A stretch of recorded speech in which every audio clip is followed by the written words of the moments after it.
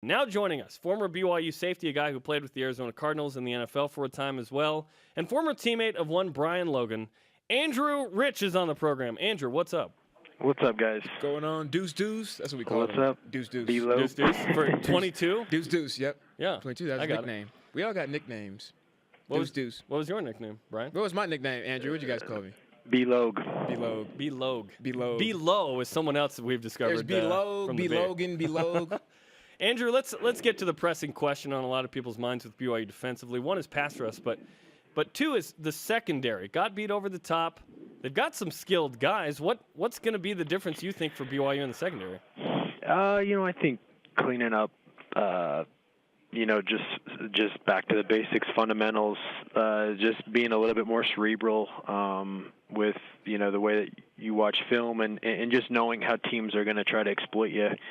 Knowing that teams in the past have had a hard time driving the ball the length of the field, that they rely a lot on big plays, double moves, stuff like that. Just trying to remember, what I think, the greatest players know the biggest weaknesses, and trying to remove those from, the offensive team. So. What do you think BYU's biggest weakness in the secondary is that they need to address? Well, I think it's a solid defense. I think the biggest weakness, or the place where they could get exploited, is eyes in the backfield, maybe playing a little bit too aggressive and running double moves like we saw on Friday night. So I kind of expect that if I was playing against BYU's defense, I would try to do the same thing. I'm sure I'm not the only one that thinks that. Yeah, it's definitely hard. As a fan, you want your defense and especially your secondary to be aggressive. Drive on those slants, those outs, and those hitches, but it can come back to bite you. Andrew, a lot of fans and people around the community are kind of just scratching their heads, saying we thought this was supposed to be one of the best secondaries that Coach Mendenhall has ever coached. But now we're not really seeing that. Do you think this is more of a talent issue, or just those fundamentals and the technique? I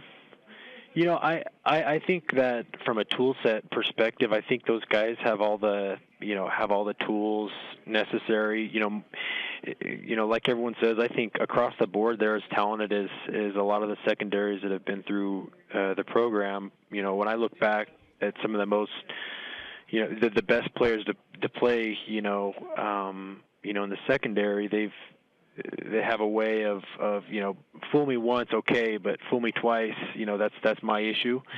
And if you get beat once, that's one thing, but you can't continue to get beat on the same kind of concept. So the great part about football is they have a chance to play on Thursday night and redeem themselves and kind of put this one in the rearview mirror, learn from it, and know that teams in the future are going to be trying to do the same thing. I think that the best players, the best secondary players, were guys that came from the JC ranks. I'm just the two of you are those examples. What do you know? I'm just saying. You look back. Why is that, Brian? Stats don't lie, Andrew. You can tell them.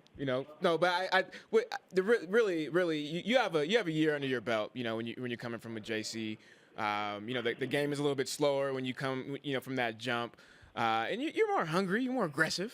So Andrew can tell you. Andrew has a great story coming from JC, passing up some offers like Cal. To come play for Coach Mendenhall, so got a little bit more experience. Why do you think that is, Andrew? I don't know how it was for Brian, but when I didn't really have too many offers coming out of high school, I was certainly disappointed and had a attitude like I'll show you, and then a year full of riding on 16-hour bus rides to playing games, and then having a $5 per diem to eat something before the game and try to figure out buying your own cleats. Yeah, buying your own cleats. Gloves. I mean, honestly, I would not even pick up my per diem, my $5 per diem, because I thought it was a joke. I'm like, man, just if we're in that big of trouble, just give the money back to the program. And it's experiences like those that kind of make you appreciate what you have at a place like BYU, where you have all the cleats and gloves and jerseys, and you're on plane rides and escorts to playing games. It really just makes you appreciate every snap that you have and the opportunity. And not to say that the guys that are full scholarship, play at D1 schools their whole careers don't really get that, but at the same time they don't, because they've never had cramps, on a 16-hour bus ride coming home from a game. Sleeping. That sounds fun. Or how about 2 days having to keep your tape on your ankles for both practices? Right. Oh, wow. The struggle is real, people. Wow. We can talk a whole show about it's real. We should write a book one day, Andrew. Hashtag that's right. JC problems. Right. That's what's going JC on right props. now. Andrew Rich is on BYU Sports Nation. Let's ask you the Twitter question. What's a realistic expectation for BYU at UCF? And I'm obviously extremely biased, and I love I kind of get the feel that Coach Menahall and the staff and the players have kind of look at this like a great opportunity to go out and kind of reprove themselves. It's almost like it's a new season because of the Taysom injury, and I think we have some really good leaders on the team that will step up. I think a realistic expectation is a win. I don't care by how many, whether it's a half point or a full point or 10 points.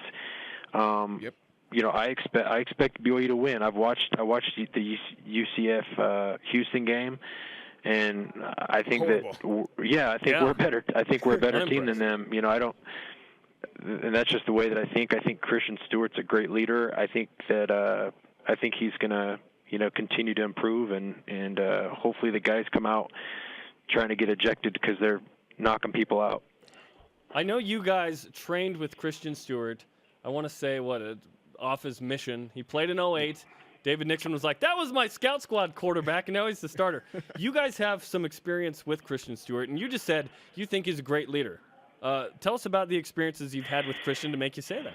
Yeah, so Brian and I trained with him, and he was getting ready to go down to Snow College, and I remember, having several conversations. He always wanted to be at BYU, and even when he went down to Snow and played well, BYU, didn't show as much interest in him as some other schools, but, he knew that that's where he wanted to play, and I just remember having conversations with him like, man, you're always just one play away from being in there, and give it a chance. True now. Yep. And here he is starting, and he's always been a hard worker. He's a good kid. That people respect him by the way that he works and carries himself, and so I just as sad as I am for Taysom, because man, what a special player with having a special year. I mean, it's another opportunity for a guy to step up and make a name for himself, and the other team, I promise, doesn't feel bad for BYU, and so there's really no time to feel sorry for yourself. It's on to the next one, and we're going to do what we can to win. So, Andrew, a lot of people are wondering if the offense will change because there's a drop off from Taysom Hill and his athleticism to Christian Stewart, but I don't think there's not too much of a drop off. I don't think it's day and night. I think this kid is really, really athletic, and it just goes back to when we were working out with each other. Him always being one of the first guys to win in a competition from weights to conditioning drills to agility drills. Tell the fans how athletic this kid really is. Yeah, I mean, from a throwing perspective, I don't think I need to explain that. You guys saw on Friday night the way that he can throw the ball.